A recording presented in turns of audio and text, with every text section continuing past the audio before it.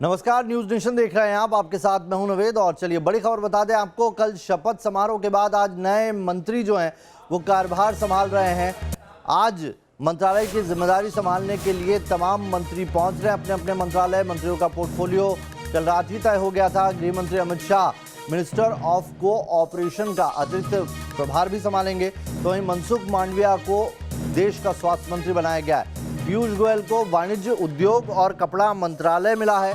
अश्विनी वैष्णव को रेल मंत्री बनाया गया है। धर्मेंद्र प्रधान देश के नए शिक्षा मंत्री। दो तस्वीरें हम आपको दिखा रहे हैं। सूचना प्रसारण मंत्री अनुराग ठाकुर पहुंच गए, उन्होंने कार्यभार संभाल लिया। वहीं अश्विनी वैष्णव ने रेल मंत्री का कार्यभार संभाला है। हरदीप पुरी को पेट्रोलियम मंत्री बनाया गया है। ज्योतिरादित्य सिंधिया को नागरिक उड्डयन मंत्रालय दिया गया है। तो ये तमाम वो मिनिस्टर हैं जिन्होंने शपथ ली थी और आज वो कार्यभार संभालने के लिए अपने अपने मंत्रालय पहुंच रहे हैं। जो युवा ब्रिगेड कहा जा रहा है इस बार जो मोदी सरकार की 2.0 कैबिनेट है, ये अपने आप में सबसे युवा ब्रिगेड कही जा रही है। कई ऐसे चेहरे हैं जो नए चेहरे हैं और कई चेहरे बहुत यंग चेहरे हैं। कोशिश यही है कि काम के बेसिस पर अब निर्धारित होगा। और ये मैसेज इसलिए भी क्लियर हो जाता है क्योंकि कई बड़े चेहरों से कल इस्तीफा लिया गया, जिसमें प्रकाश जावड़ेकर, रविशंकर प्रसाद जैसे नाम शामिल हैं।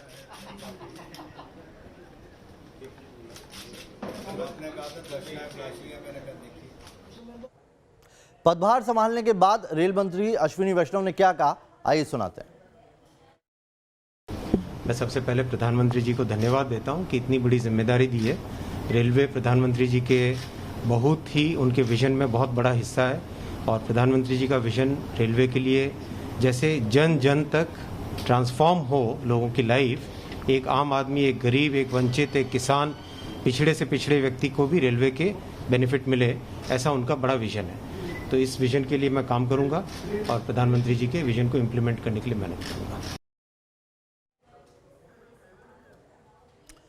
तो इधर सूचना प्रसारण मंत्री अनुराग ठाकुर ने भी आज कार्यभार संभाल लिया है। क्या कहा उन्होंने, आइए आपको सुनाते हैं। दुनिया के सबसे बड़े लोकतंत्र में जहां मोदी जी ने देश को आगे ले जाने का बहुत शानदार काम किया है पिछले 7 वर्षों में, सूचना प्रसारण मंत्रालय के माध्यम से हम कैसे और जन जन तक पहुंच पाएं और क्या क्या काम जो पीछे मुझसे पूर्व बहुत बड़े लोगों ने यहाँ पर किए हैं उनको मैं भी आगे बढ़ा पाऊं। वहीं दूसरी ओर जो जिम्मेदारी माननीय प्रधानमंत्री जी ने मुझे दी है, मैं उस पर खरा उतरने का हर संभव प्रयास करूंगा।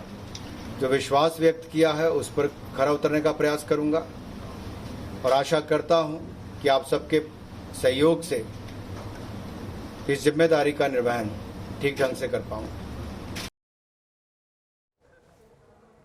मोदी सरकार 2.0 का मेकओवर हो गया है। मोदी मंत्रिमंडल के विस्तार में 15 कैबिनेट और 28 राज्य मंत्रियों के साथ कुल 43 मंत्रियों ने पद और गोपनीयता की शपथ ली। सबसे खास बात यह रही कि जिन मंत्रियों ने पद की शपथ ली है उनमें 7 महिला मंत्री। मैं ज्योतिरादित्य माधवराव सिंधिया ईश्वर की शपथ लेता हूं कि मैं विधि द्वारा स्थापित भारत के संविधान के प्रति सच्ची श्रद्धा और निष्ठा रखूंगा। मैं भारत की प्रभुता और अखंडता अक्षुण्ण रखूंगा। 1.5 घंटे का वक्त, 15 कैबिनेट मंत्रियों और 28 राज्य मंत्रियों की शपथ और प्रमोशन हुआ 7 मंत्रियों का। 36 नए चेहरों की एंट्री और 13 पुराने मंत्रियों की छुट्टी। कुछ इस तरह हुआ मोदी मंत्रिमंडल का मेकओवर, जिसमें आज 43 मंत्रियों ने पद और गोपनीयता की शपथ ली। आप इसे मोदी की मेगा टीम कह सकते हैं। मेगा इसलिए क्योंकि नियम के मुताबिक मंत्रिमंडल में अधिकतम 81 मंत्री हो सकते हैं और आज 36 नए चेहरे शामिल होने के बाद अब करीब इतने ही मंत्री हैं। मतलब मैसेज बिल्कुल लाउड एंड क्लियर है, किसी पर काम का ज्यादा बोझ नहीं, यानी सारा फोकस परफॉर्मेंस पर। अंग्रेजी में एक कहावत है, परफॉर्म और पेरिश, यानी या तो प्रदर्शन कीजिए नहीं तो इस्तीफा दीजिए। घर जाइए। मोदी ने अपने नए मंत्रिमंडल के आकार को कुछ इसी फॉर्मूले पर कसा। इसलिए नए मंत्रिमंडल के आकार लेने से पहले पुराने मंत्रियों के इस्तीफे की झड़ी लग गई।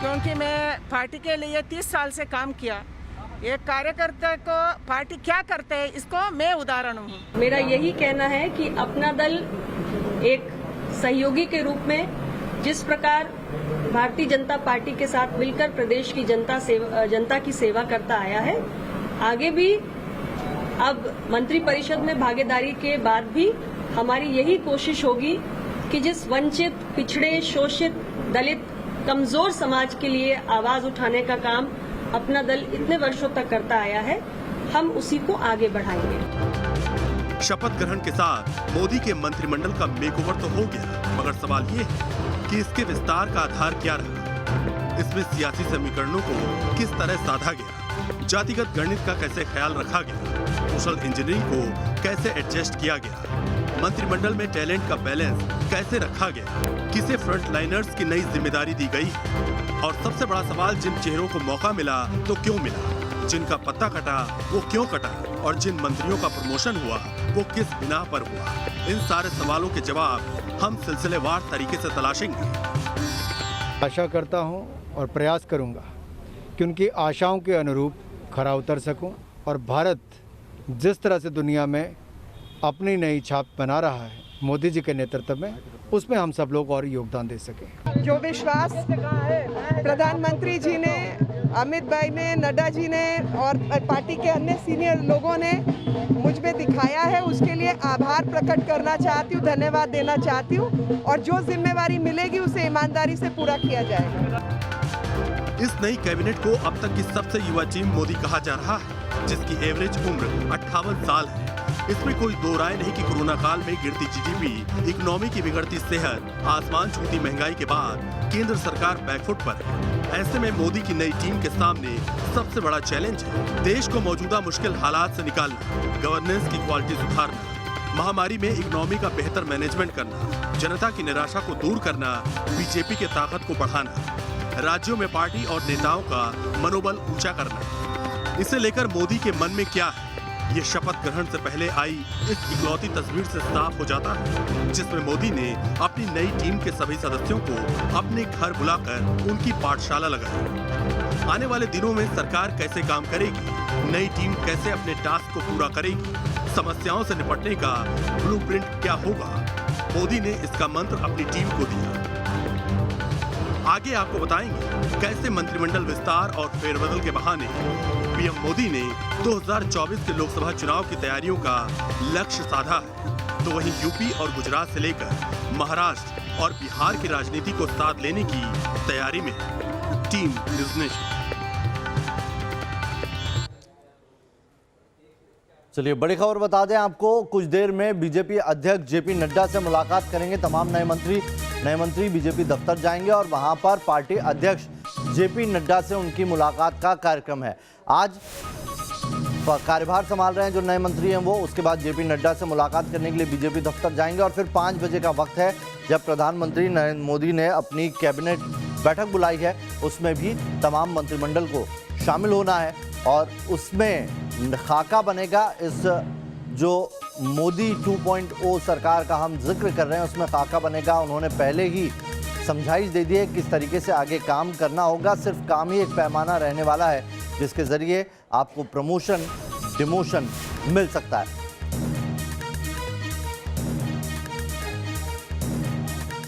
तो चलिए आपको दिखाते हैं जो नए मिनिस्टर बने हैं उनके पोर्टफोलियो क्या कहते हैं और किसको क्या दिया गया है। 6 तस्वीरें हम आपको दिखा रहे हैं। ज्योतिरादित्य सिंधिया नागरिक उड्डयन मंत्रालय मिला उन्हें सिविल एविएशन, तो वहीं अश्विनी वैष्णव को रेल मंत्री मिलाया गया है। नारायण राणे एमएसएमई दिए गए हैं। वहीं मनसुख मंडाविया देश के नए स्वास्थ्य मंत्री हैं। पशुपति पारस फूड प्रोसेसिंग मंत्री बनाए गए हैं। वहीं भूपेंद्र यादव जो हैं वो पर्यावरण मंत्री बने हैं, यानी कि प्रकाश जावड़ेकर की जगह अब पर्यावरण मंत्री का भार भूपेंद्र यादव संभालेंगे। प्रधानमंत्री मोदी की नई टीम तैयार है। शपथ के बाद मंत्रियों को ये भी बता दिया गया है कि उन्हें क्या जिम्मेदारी संभालनी है। आज नए मंत्रियों के कामकाज का पहला दिन है। किस मंत्री को किस मंत्रालय की जिम्मेदारी मिली, आइए पूरी रिपोर्ट दिखाते हैं।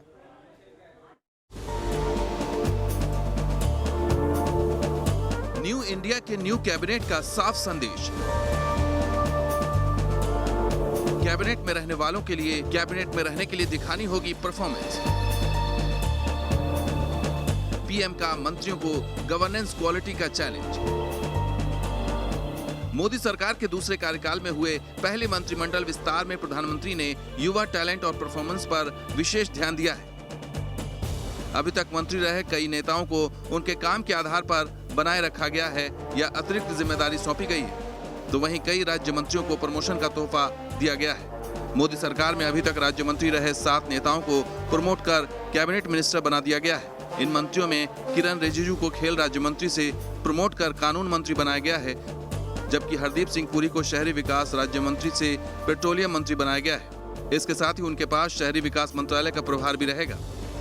जी किशन रेड्डी को गृह राज्य मंत्री से प्रमोट करके संस्कृति और पर्यटन मंत्री बना दिया गया है। पुरुषोत्तम रूपाला को कृषि राज्य मंत्री से डेयरी और मत्स्य विकास मंत्री बनाया गया है। अनुराग ठाकुर को वित्त राज्य मंत्री से सूचना एवं प्रसारण मंत्री बनाया गया है। अनुराग ठाकुर को युवा और खेल मंत्रालय की भी जिम्मेदारी दी गई। इसी तरह मनसुख मांडविया को रसायन और उर्वरक राज्य मंत्री से स्वास्थ्य मंत्री बना दिया गया है। वहीं ऊर्जा राज्य मंत्री आर.के. सिंह को प्रमोट करके ऊर्जा मंत्री की जिम्मेदारी सौंप दी गई है। प्रधानमंत्री मोदी ने इसके जरिए साफ संदेश दे दिया है कि उनका पूरा जोर सिर्फ और सिर्फ परफॉर्मेंस पर है। या तो बेहतर प्रदर्शन कीजिए या फिर मंत्री पद छोड़ दीजिए। प्रधानमंत्री मोदी के इसी सख्त रवैये की वजह से बुधवार को शपथ ग्रहण के पहले ही कई पुराने मंत्रियों के इस्तीफे की झड़ी लग गई। मंत्रियों के इस्तीफे का सिलसिला शुरू हुआ तो 13 मंत्रियों के इस्तीफे के बाद ही रुका। बुधवार को इस्तीफा देने वाले 13 मंत्रियों में से 9 मंत्रियों की उम्र 60 साल से ज्यादा है। पीएम मोदी ने अपने मंत्रिमंडल में युवा चेहरों को तरजीह दी है। 35 साल के निशीथ प्रमाणिक मोदी कैबिनेट में शामिल होने वाले सबसे युवा मंत्री हैं। प्रमाणिक बंगाल की कूच बिहार सीट से लोकसभा सांसद हैं और उन्होंने राज्य मंत्री पद की शपथ ली। नए मंत्रिमंडल में 12 मंत्रियों की उम्र 50 साल से कम है। इनमें Smriti Irani, Kiren Rijiju, Mansukh Mandaviya, Kailash Choudhary, Sanjeev Balyan, doctor Bharati Pravin Pawar, Anupriya Singh Patel, Shantanu Thakur, John Barla, doctor L Murugan और निशित प्रमाणिक के नाम शामिल हैं। साफ है कि पीएम मोदी अपने सहयोगियों से पूरी चुस्ती की उम्मीद करते हैं, इसलिए उन्होंने इस विस्तार में न केवल परफॉर्मेंस का सम्मान किया है बल्कि युवाओं को तरजीह भी दी है। Team news nation. मोदी 2.0 में जी किशन रेड्डी का भी प्रमोशन हुआ है। उनसे बात की न्यूज नेशन संवाददाता अरविंद सिंह ने।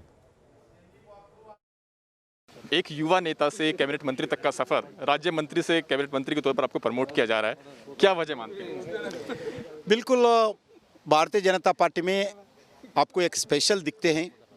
पार्टी के साथ जुड़े हुए, पार्टी के साथ आइडियोलॉजी के साथ मिलकर काम करने वाले कार्यकर्ताओं को भारतीय जनता पार्टी में प्रोत्साहन मिलता है।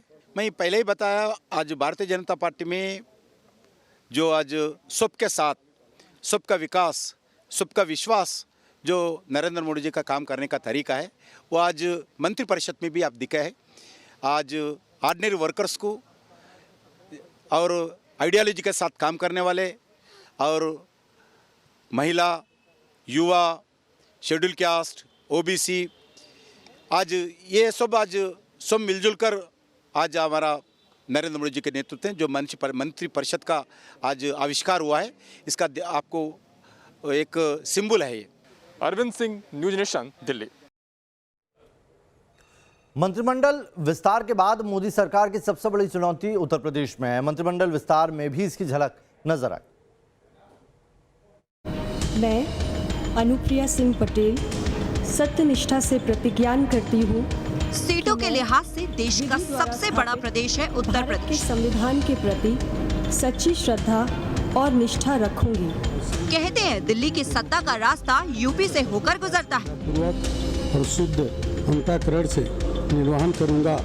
यानी दिल्ली का तख्त चाहिए तो लखनऊ में सत्ता जरूरी है। 2022 में यूपी में चुनाव है, लिहाजा मंत्रिमंडल विस्तार के जरिए यूपी के वोटरों को संदेश देने की कोशिश की गई।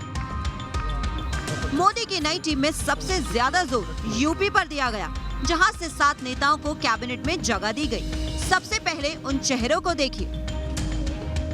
पंकज चौधरी, अनुप्रिया पटेल, बीएल वर्मा, कौशल किशोर, सत्यपाल सिंह बघेल, अजय मिश्रा, भानु प्रताप सिंह वर्मा।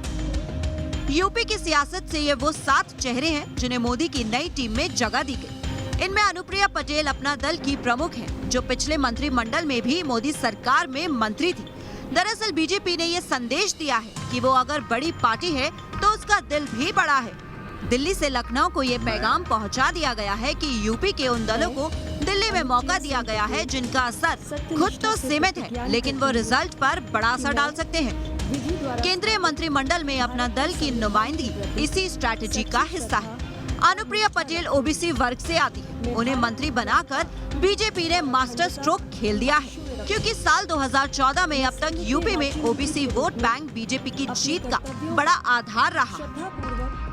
मेरा यही कहना है कि अपना दल एक सहयोगी के रूप में जिस प्रकार भारतीय जनता पार्टी के साथ मिलकर प्रदेश की जनता की सेवा करता आया है, आगे भी अब मंत्रिपरिषद में भागीदारी के बाद भी हमारी यही कोशिश होगी कि जिस वंचित, पिछड़े, शोषित, दलित, कमजोर समाज के लिए आवाज उठाने का काम अपना दल इतने वर्षों तक करता आया है, हम उसी को आगे बढ़ाएंगे।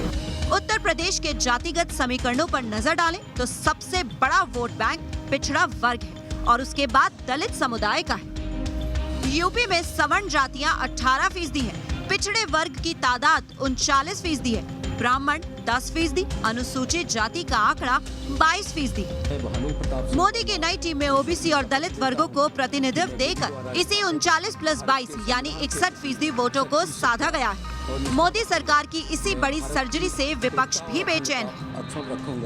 अब चुनाव आए हैं, चुनाव के दृष्टिकोण में ये सारी चीजें वो कर रहे हैं। कई बार भर्ती करने के लिए या अपने लोगों को दिखाने के लिए और लोगों को भ्रमित करने के लिए ऐसी चीजें करते हैं। तो ये होना चाहिए कि अगर उनके दिल में खास इसी की उनके लिए जगह है तो ये चीज़ वो 2 साल पहले भी कर सकते थे। तो ये सब जो नाटक है ये चुनाव के दृष्टिकोण में ये कर रहे हैं। साल 2017 के यूपी विधानसभा चुनाव के नतीजों पर नजर डालें तो बीजेपी को 312 सीटें मिली थी। पार्टी को 39.67% वोट हासिल हुए थे। बीजेपी के इस शानदार परफॉर्मेंस की वजह यही थी कि पार्टी को तमाम सामाजिक तबकों का समर्थन मिला था। यही कारण है कि मंत्रिमंडल विस्तार में यूपी से एसएसी समुदाय के 3 सांसदों को जगह दी गई है, जिनमें कौशल किशोर मोहन लालगंज पार्टी के सांसद हैं, एसपी सिंह बघेल आगरा से पार्टी के सांसद हैं, तो वहीं भानु प्रताप सिंह वर्मा जालौन से बीजेपी सांसद हैं। इनमें कौशल किशोर वो सांसद हैं जो बीजेपी का विरोध करते हुए भी कैबिनेट में शामिल किए गए। लखनऊ में कोरोना के दौरान भाई की मौत होने पर कौशल ने अस्पतालों की खराब हालत पर पत्र लिखा था, लेकिन उन्हें कैबिनेट में शामिल करके बीजेपी ने ये संदेश दिया है कि सरकार विरोध की आवाज को भी तवज्जो देती है। दरअसल मंत्रिमंडल विस्तार से बीजेपी का संदेश साफ है, पिछड़े दलितों में पार्टी की साख को बढ़ाना है, लेकिन अगड़ों को भी साथ जोड़े रखना है। मसलन अजय मिश्रा ब्राह्मण है, जिनके जरिए यूपी के कान्य कुबज ब्राह्मणों को संदेश देने की कोशिश की गई है। कानपुर में विकास दुबे प्रकरण के बाद ऐसी खबरें आई थी कि योगी से यूपी का ब्राह्मण समाज नाराज है, जिसके बाद पहले जितिन प्रसाद को पार्टी में शामिल करके और अब अजय मिश्रा को केंद्र में मंत्री बनाकर एक पॉजिटिव संदेश देने की कोशिश की गई है। इसके अलावा अगड़ों के लिहाज से यूपी की नुमाइंदगी पंकज चौधरी भी कर रहे हैं। Team news nation. यहाँ रुक रहे हैं छोटे से ब्रेक के लिए, तुरंत लौट रहे हैं।